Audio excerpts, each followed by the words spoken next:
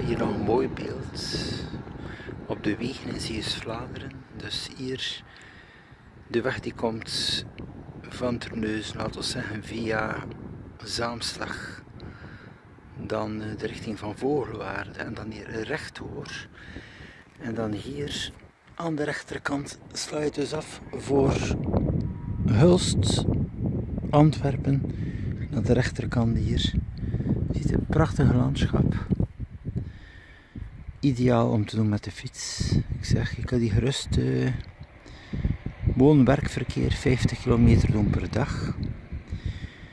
Je hebt wel de sterke tegenwind en natuurlijk ook wel regen. Dan moet je er wel bij nemen.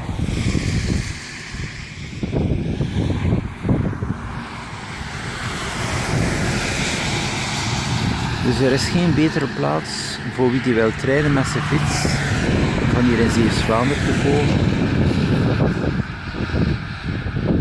En anders voor de mobiliteit, ja, is het, ik zeg, de wagen of de fiets. Maar je ziet, de wegen zijn natuurlijk wel prachtig. En dat is het voordeel dat je hebt ten opzichte van België.